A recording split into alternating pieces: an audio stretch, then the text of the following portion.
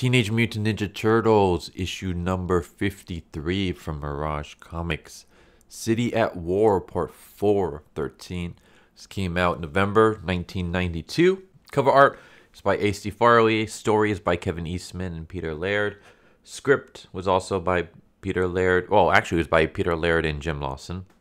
And the penciling was by Jim Lawson. Inking was by Matt Banning. I will say that the artwork, not too thrilled with it. I guess we'll get into it. I mean, you guys can see it as I start describing what's going on and stuff. So once again, we still have Master Splinter attempting to meditate, but he just can't. I don't know how long it's been since this dude's been meditating, but it's been a while now. We have April hanging out with her sister Robin, and Robin is basically trying to give April like a makeover so she can like pick up guys and stuff like that, and April's not really feeling it. And then we have Casey and his relationship with Gabrielle, and Casey sees Gabby throwing up in the toilet and finds out that she is pregnant and that it's not his because she's been pregnant for about 4 months now. So I thought Shadow was Casey's biological daughter. I guess I misremembered. So yeah, it's not his biological daughter. It's just his stepdaughter, or it's going to be, because I'm assuming, you know, they get married at some point, since, yeah, I think he referred to her as his wife in the Teenage Mutant Ninja Turtles Urban Legends, which is volume 3, which later got retconned. But yeah, she basically says, you know, I'm pregnant. It's not yours. This is like from 4 months ago, or I'm 4 months along. I didn't want to tell you because I didn't want you to leave me in case he stays. And at that point, I would have been running for the hills. Because of two things, though. Like, one, this is a brand new relationship, and you're already expecting to be a parent for a child that's not yours. You didn't go into this relationship knowing that this person was pregnant or had a child. Also, the fact that she lied about it. She didn't tell you about it up front or anything like that, and she waited until she was more comfortable with the relationship before she shared it. At that point in time, like, I can't be with someone who's not upfront, especially about something like pregnancy. Like, if you just start dating someone and then they don't tell you that they're pregnant right from the get-go, and then you have to find out like months later or however long it takes, like, I don't know about you guys, but like, my trust in that person goes completely out the window, and I can't be in a relationship with someone I can't trust. Maybe you guys see differently.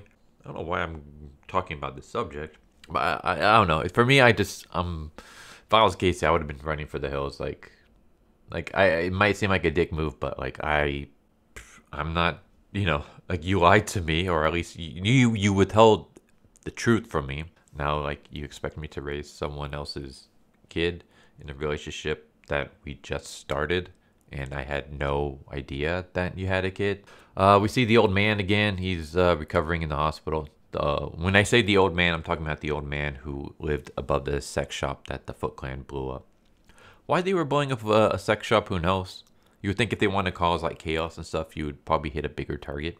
We have more of just Splinter wandering around. He comes to like an abandoned factory and stuff.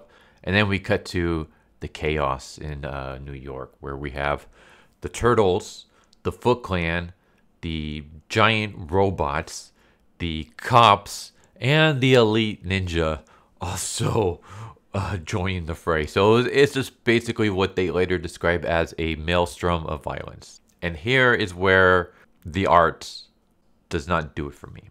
Especially this panel right here, we can see Leo and what looks like a duck face. Like, I don't like the way that the turtles are designed in this issue. Lawson is usually, I don't think I have had really any complaints about his stuff in previous issues, but here, it is not good. But yeah, interesting thing is that the elite ninja seems to maybe be helping the turtles. I mean, he's fighting off Foot Clan and he's killing them, and he kills one of them that's sneaking up on Leo, and he also uses his bow and arrow to shoot at the robot and destroy it. And then that's when more like SWAT people arrive, and it's just basically a giant thing of chaos. One of the Foot Clan ninjas shoots what looks like a rocket launcher and blows up a car, and then they get shot at and killed by police and helicopters. And we have a confrontation between Leo and the elite ninja.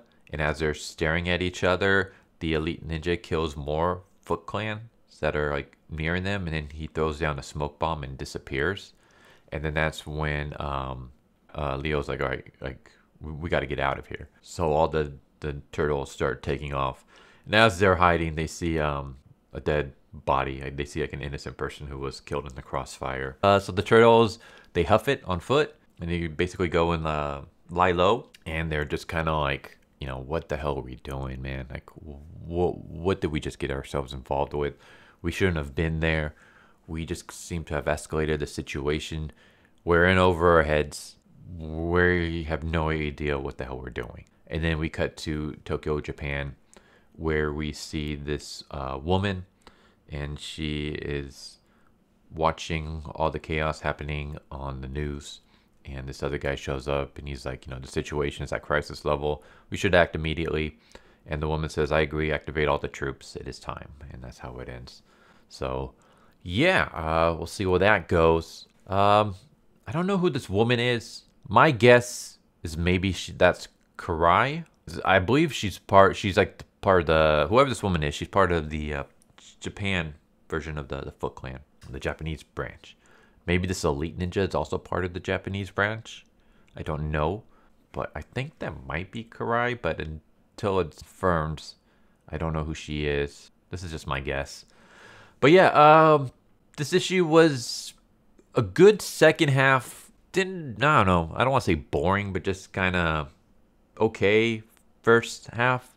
Like, I really don't care about April and Robin and what they're doing. Like, I know that sounds kind of mean, but I'm not really interested in that whole subplot. As for Splinter and trying to meditate, it's not really interesting me. I guess part of me is like, I wonder why Splinter is having trouble meditating, because, I mean, this is Splinter of all people. But it's just, I'm just like, I don't really care. Like, my main, the thing with Casey and Gabrielle, I don't really care either. Which is funny, because Casey's like one of my favorite characters in the Turtles franchise. But I don't know, maybe because the relationship seems way too fast. But I'm not feeling the relationship, and I'm just not feeling everything that's going on here. Like, to me, it's just whatever. It's just part of the story, whatever. I just want to get through it so I can get to the meat of the story. Like, my favorite parts, and that's the parts with the turtles and the huge brawl that they're in and stuff. So, in my opinion, second half of the issue was really, really good. First half of the issue was me. It was just, I don't want to say filler, because, I mean, it has a part in the story, but it was skimmable to me. I mean, I read it all in detail and stuff. I didn't skim it, but if I were to ever like reread this issue again, I would just skim through it. Like, it has no interest in me whatsoever. I don't really care. Maybe that stuff will all change later on. Maybe all this is gonna, you know, weave together into like a big plot point later in this arc. But at this point in time, I really just don't care about those three subplots. I just really want to focus more on the turtles and the action and the elite ninja and the Foot Clan and all that brewing between the different factions and stuff. That's where my interest is in. And again, the artwork, I don't really care for it too much. Like, I don't know what it is. Like, even with April, like, the humans look weird, especially in their face. It just protrudes too much, like the lower half. And then the turtles, I really don't like their design. So, yeah, this one was, it was an okay issue, but not as strong as like previous stuff.